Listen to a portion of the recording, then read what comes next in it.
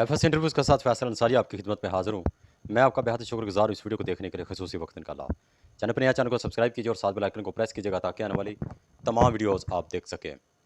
लाहौर के अंदर model town में अफ़सोसनाक वाक़या पेश आया है और जो ये वाक़या है तो एक लम्हे के लिए इंसान सोचने पर मजबूर हो जाता है कि ये मामला बना कैसे, ये मैटर कैसे हुआ।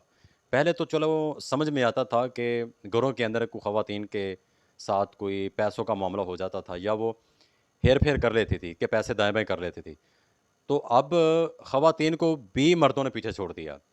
मामला ये है कि मॉडल टाउन के अंदर ख़ावंद की बीवी वो अपनी बहन के पास जाती है और उसको क्या पता था कि एक होनी ने इसके साथ होकर ही रहना है।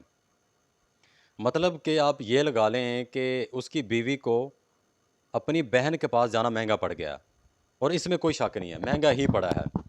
मामला ये है कि जैसे ही उसकी बीवी अपनी बहन के पास जाती है और पीछे से उसका जो मियाँ साहब है, उसने एक नया ही चाँद चढ़ा दिया है और चाँद उसने ये चढ़ाया है तकरीबन 3 करोड़ मालियत का जो ज़ेवर है, उसने चोरी कर लिया। और चोरी करने के बाद आप एक अंदाज़ा लगाएँ कि जब ये केस पुलिस के पास जाता है, जब मुतासरीन इंसाफ के लिए किसी दर के ऊपर जाते हैं या किसी अदारे के पास जाते हैं, तो अपनी फैमिली पे कम और रिश्तेदारों के ऊपर ज़्यादा तनकीद और सवालात ज़्यादा उठते हैं। और जो उनके मुखालफिन होते हैं, जिनकी हाल ही के अंदर कोई लफ्ज़ी गोलाबारी हो या किसी केस को लेकर या कोई छोटी-मोटी जो रिश्तेदारों के अंदर तनाज़ा चलते रहते हैं, मामला बनते रहते हैं, ऊँच-नीच होती रहती है, फिर वो सारा इल्ज़ाम उनके ऊपर लगाते हैं, जी चोरी करवाई उन लोगों ने करवाई है और कराई भी उन लोगों ने है। इसने मुझे धमकी दी थी, इसने ये किया, वो किया। इसी के चक्कर के अंदर वो गरीब फँस जाते हैं। तो इसलिए कहते हैं कि किसी को धमकी ना लगाया करें और हमेशा खुश अखलाकी से और दानिशवरी के साथ लोगों के साथ मामलात तय किया करें। और जब बीवी घर आई है और घर देखती है कि ये क्या हो गया?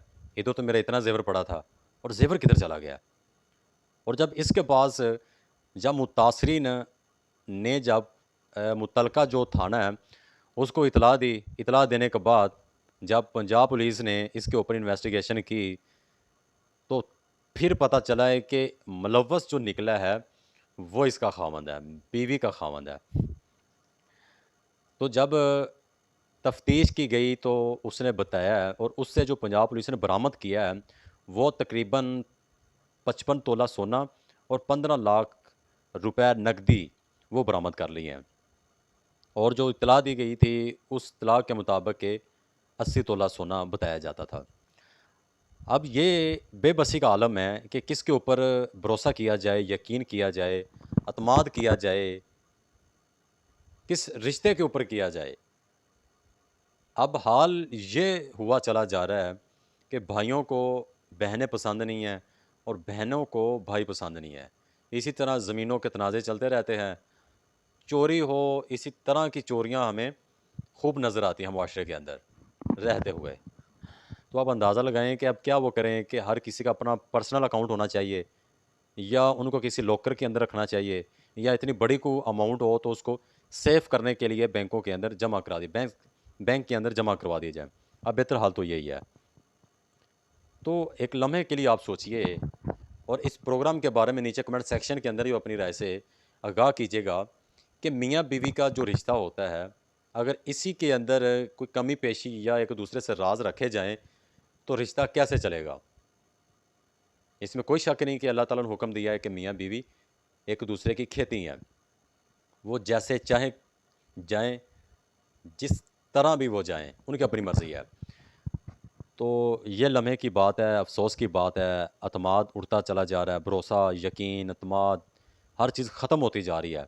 नफ़्सा-नफ़सी का आलम हुआ चला जा रहा है।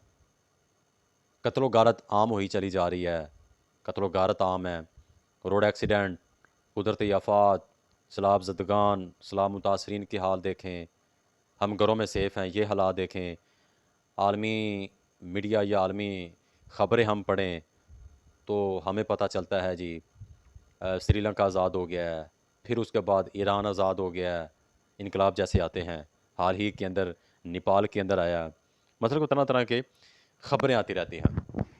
तो ये कैसे दिन गुज़रते जा रहे हैं, आज साल है और आँखों देखे एक नौजवान को हम देखते हैं वो बुढ़ापे की तरफ जा रहा है और दिनों का पता ही नहीं चलता, महीनों का पता ही नहीं चलता, सालों का पता नहीं चलता।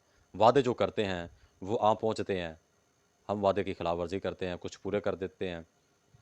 तो बात करने का और प्रोग्राम करने का मकसद ये है कि भरोसा किसके ऊपर किया जाए, किस बिना पर किया जाए, लेन-देन की जाए, किस शख्स के ऊपर किया जाए या किस रिश्ते के ऊपर किया जाए। तो अब यही है कि प्रूफ़, प्रूफ़, सिर्फ़ प्रूफ़। कोई दोस्त हो, चाहे कोई भाई हो, उसके पास आपने पेमेंट रखनी है, पेमेंट देनी है या रेफ़रेंस करवाना है तो लिखत-पढ़त या कोई प्रूफ़ ज़रूर होना चाहिए, एविडेंस, प्रूफ़ के तौर पर। अब मामलात बढ़ते जा रहे हैं, चीज़ें बिखरती जा रही हैं, रिश्ते कंट्रोल नहीं हो रहे।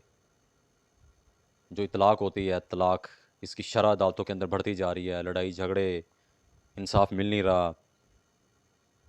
तो क्या मजबूरी होगी उस ख़ावंद की जो इसने इतना बड़ा घपला करने की कोशिश की है। बहरहाल ये पेचीदा मामला है, जब उनको सामने लाएँगे दोनों पार्टीज़ को, मियाँ-बीवी को, फिर ही मेन पॉइंट सामने आएगा हमारे।